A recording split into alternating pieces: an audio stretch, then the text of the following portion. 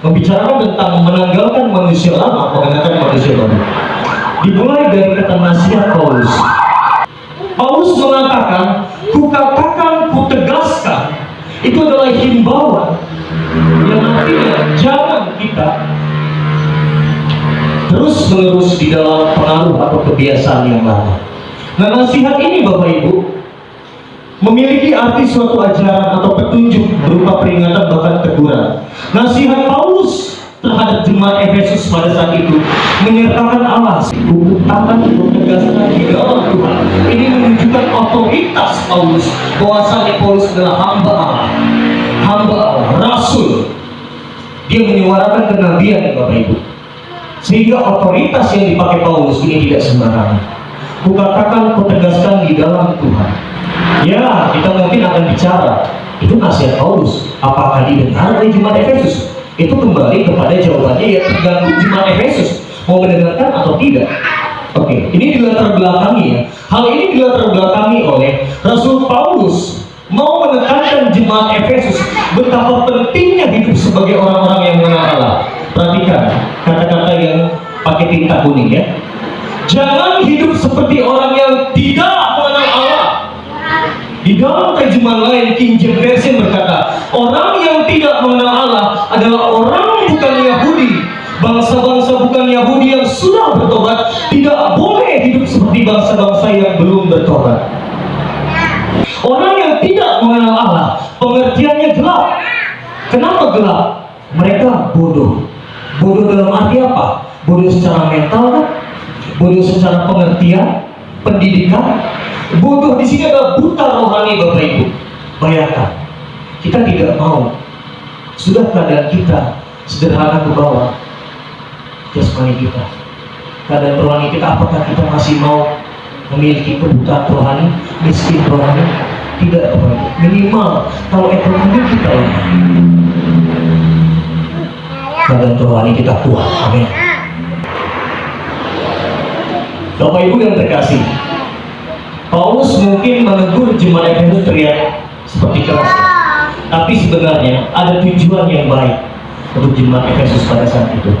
Silakan next. Nah, ini yang saya maksud Paulus tadi mempunyai tujuan baik. Paulus mengkontraskan jemaat Efesus dengan orang-orang yang berada di luar gereja. Katakan orang yang berada di luar gereja. Orang yang berada di luar gereja, orang yang belum dilahirbarukan oleh Allah Bapak Ibu. Kenapa orang-orang masih malas gereja? Natal doang gerejanya, Paskah doang. Saya curiga, kita semua patut curiga. Jangan-jangan mereka belum dilahirbarukan Allah. Dosa nggak Kak Gieni? Kita patut curiga. Tidak. Reborn, lahir kembali, orang itu pasti mau hidup bersekutu dengan Allah. Tidak ada alasan apapun. Harga mati mengikuti Tuhan, bersekutu dengan Tuhan. Belajar apa Bapak Ibu? Belajar mengenal Kristus. Di mana? Di dalam persekutuan. Di mana? Di dalam CG, komsel, di dalam perpulungan. Di mana? Di dalam ibadah yang kita lakukan setiap hari Minggu Bapak Ibu. Belajar mengenal Kristus adalah poin penting orang Kristen di dunia ini, di mana kita tidak pernah bisa mengenal Allah. Allah dahululah yang mencurahkan anaknya ke dunia ini untuk kita kenal sebagai Yesus, anaknya yang tunggal. Kalau tidak ada Yesus Bapak Ibu, semua orang percaya tidak bisa mengenal Allah. Puji nama Tuhan, kasih karunia Allah begitu besar bagi kita.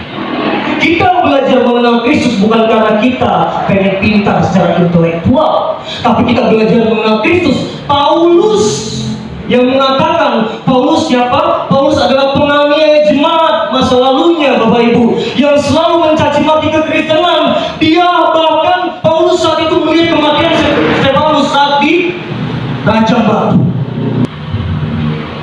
Paulus adalah seorang pahlawan yang dimana dia belajar dari Gamaliel. Dia belajar agama Bapak Ibu. Tapi apa? Dia belum mengenal Yesus waktu itu. Dia cari-cari orang Kristen. Mana orang Kristen? Mana? Tidak ada Allah selain Allah Bapa. Waktu itu tidak ada orang yang percaya selain Tuhannya Abraham. Mungkin saat itu kalau kita di masa itu Bapak Ibu, belum tentu Bapak Ibu kita mengenal Yesus, kita terima Yesus.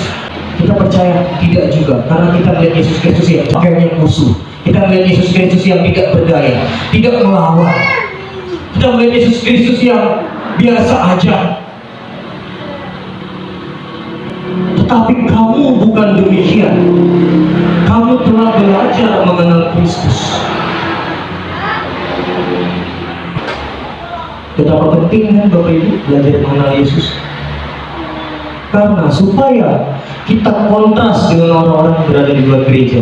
Tidak bermaksud kita main saya kudus, mereka tidak kudus. Tidak itu Bapak Ibu. Masalah Tuhan mau melahirbarukan orang atau tidak, itu sifatnya misteri.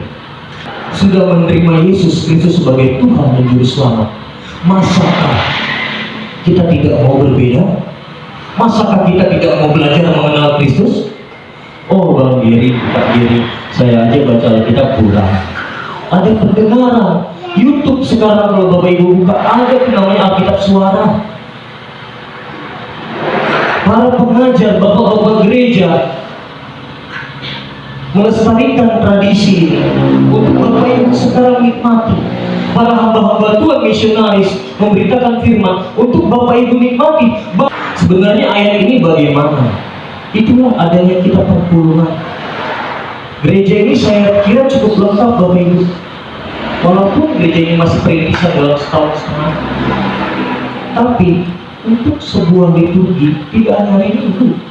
Selasa ada CG, Rabu ada CG. Jadi Bapak Ibu sudah difasilitasi. Ayo, tinggal bagaimana semangat Bapak Ibu. Jangan melihat orang langsung bersoal, dia aja nggak datang, saya nggak datang. Bapak Ibu, hidup Bapak Ibu tidak tergantung pada orang lain. Harus menanggalkan manusia lama. Kita lihat ya gambarnya. Ada semacam tali, di mana tali ini bisa lepas. Pertanyakan Bapak Ibu, kenapa kita harus menanggalkan manusia lama? Ada yang betah di sini? Masih pakai manusia lama? Saya juga korbannya Bapak Ibu, bukan cuma Tuhan aja. Saya juga masih di dalam proses terus. Ya, next kan. Yang pertama, kita harus meninggalkan nafsunya yang menyesatkan. Ayat 22, yaitu bahwa berhubung dengan kehidupan kamu yang dahulu, kamu harus menanggalkan manusia lama yang menemui kebinasaannya oleh nafsu yang menyesatkan. Bapak Ibu yang terkasih, baik, nafsu yang menyesatkan ini tentang dosa. Nafsu itu kerinduan terhadap apa yang dilarang Bapak Ibu. Bapak Ibu tahu itu dilarang, tapi Bapak Ibu memiliki kerinduan. Bapak Ibu tinggal pilih, Bapak Ibu mau menjemput kerinduan itu atau menolak kerinduan itu. Kalau kita tahu orang dewasa kalau dilarang, nggak boleh. Jadi nafsu adalah kerinduan yang dilarang. Nah Bapak Ibu, nafsu sudah ada di dalam Kejadian. Kita ingat ya, peristiwa Adam dan Hawa. Hawa melihat bahwa buah pohon itu menarik hati. Saya lihat-lihat, sedang melihatannya. Iblis mengintimidasi. Ingat, iblis tidak bisa menguasai orang percaya, tapi iblis bisa menipu. Upah dosa yang dilakukan Adam berujung maut. Makanya kebutuhan kita utama ini mengenal Yesus, mengikut Yesus supaya kita lolos dari maut. Ketika kita lolos dari maut, apa yang terjadi? Ada dosa yang kedua, dosa aktif Bapak Ibu. Dosa aktif di mana dosa atau pelanggaran moral yang terjadi ketika Bapak Ibu salah dalam melakukan segala sesuatu, bahkan terancam hukuman pidana. Contoh ada 338 KUHP. KUHP itu kitab undang-undang hukum pidana. 338 pembunuhan. Masuk penjara? Masuk dong. Kalau terbukti salah, ada saksi, ketok palu 2 tahun misalnya. Ada lagi 378. Apa namanya? Penipuan. Penipuan aja bisa masuk penjara. Itu dosa aktif. Dosa aktif tidak usah dulu ke Tuhan. Dan sesama aja mengandung dampak atau impact. Yang ketiga, Bapak Ibu, dosa pasif. Ini yang Bapak Ibu harus perhatikan. Saya tidak mengajak Bapak Ibu untuk membuka, saya akan membacakan Yakobus 4 ayat 3, termasuk menakut-nakuti Bapak Ibu. Saya terbuka untuk Bapak Ibu mengerti betapa marah bahayanya dosa. Itu kenapa? Sebab kita percaya kita tidak bisa mengerjakan perbuatan baik untuk selamat. Selamat hanya percaya kepada Yesus. Karena kita sesungguhnya kena dosa-dosa dosa. Yakobus 4 ayat 17 mengatakan seperti ini. Karena Yakobus menulis pada surat perantauan, di mana orang-orang di sana sudah percaya, tetapi orang percaya banyak yang omdo, banyak yang ngomong doang. Makanya Yakobus menasihati, jika engkau tahu, engkau dengar firman bahwa ke gereja itu baik buatmu, jika engkau tahu bahwa persembahan adalah persembahan yang kudus bagi Tuhan, seluruh tubuh, tidak hanya uang kita, tidak hanya untuk materi kita, bahkan waktu kita, bahkan hidup kita, bahkan pemikiran kita, bahkan pengorbanan kita layak bagi Tuhan untuk kita persembahkan, tapi kita tidak melakukannya. Maaf Bapak Ibu, kita mencatat kita meleset. Dosa adalah hamartia, pelanggaran terhadap titah Allah, pelanggaran terhadap firman Tuhan, meleset Bapak Ibu, jauh dari sasaran. Bahaya kan Bapak Ibu. Jadi manusia lama ini memang dangerous. It's so very dangerous, sangat bahaya. Untuk itu kita harus tinggalkan. Next.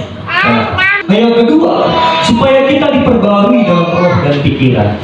Kata pikiran di sini Bapak Ibu, ini pikiran intelektual.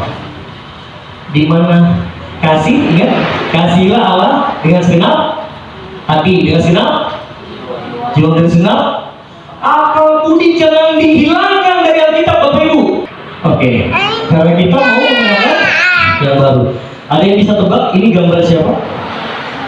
Tuhan Yesus sama siapa? Bukan. Bukan. Ini malam hari. Nikodemus. Kenapa Nikodemus pergi menemui Yesus malam hari? Nikodemus malu di depan teman-teman agamanya. Dia kan pengajar agama ya. Dia malu bahwa dia percaya sama Yesus. Makanya dia datang malam-malam menemui Yesus. Apa yang dikatakan? Guru, saya tahu engkau guru yang diutus Tuhan, karena engkau telah menghasilkan tanda-tanda mujizat yang pasti Allah menyertainya. Tuhan Yesus belak-belakan ngomong, jika kau tidak dilahirkan kembali, maka kau tidak dapat melihat kerajaan Allah. Lalu Nikodemus menjawab, bagaimana mungkin saya kembali ke rahim ibu saya? Saya sudah besar. Ngejek ya? Gak mungkin. Ini serius, ini ngejek Bapak Ibu. Engkau tahu angin bertiup, engkau mendengar bunyinya, tetapi engkau tidak tahu angin datang dari mana dan menuju ke mana. Artinya lahir kembali, dilahirbarukan Allah adalah misteri Allah. Ingat, engkau percaya Yesus misteri Allah. Kapan engkau percaya Yesus terjadi, engkau pun tidak tahu persis sebetulnya. Sebetulnya kita tidak tahu persis kapan kita percaya Yesus, tapi yang kita lihat dampaknya. Inilah yang disebut manusia baru, kenakan manusia baru. Saya butuh ilustrasi buat Bapak Ibu paham lebih lanjut. Di sini ada kemeja. Anggaplah ini kemeja hitam saya, kemeja yang kotor, kemeja lama. Oke, saya mau coba meja baru saya.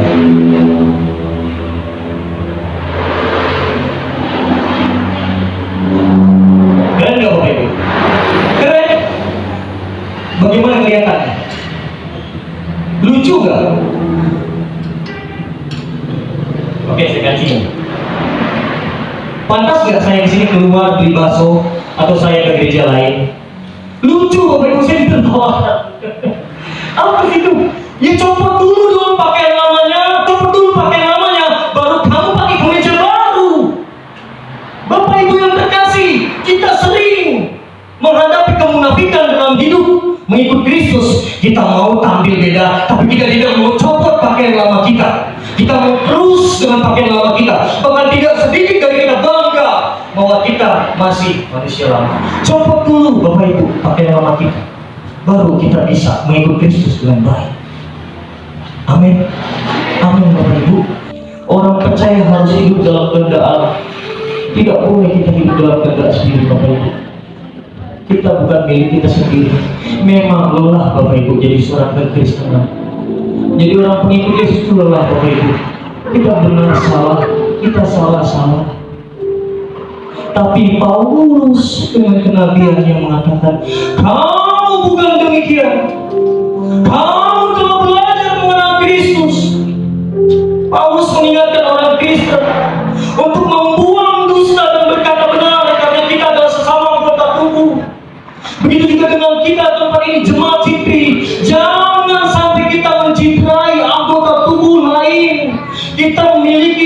anggota tubuh. Kalau kita adalah seorang tangan, kita cederai seorang kaki, anggota tubuh Kristus kita bukan? Di tangan kita mencederai kaki kita, apa yang terjadi? Tubuh yang merasakan kesakitan, Kristus kepala itu yang merasakan kesakitan, Bapak Ibu. Untuk itu jangan kita mencederai sesama anggota tubuh. Jika mereka salah, ingatkan dengan kasih, jangan dengan amarah. Kalau kita marah, jangan sampai kita berbuat kasar. Marah boleh, asal marah itu kudus, Bapak Ibu. Alkitab mencatat. Tapi kalau marah kita berbuat dosa, itu kita sedang melakukan kehendak sendiri. Kalau mau kita kenalkan manusia baru, kita hidup melalui pimpinan Roh Kudus. Pimpinan Roh Kudus hidup di dalam perintah Allah. Berbahagialah orang yang senang mendengar renungan. Bapak Ibu yang terkasih, saya jemput kita semua bangkit berdoa.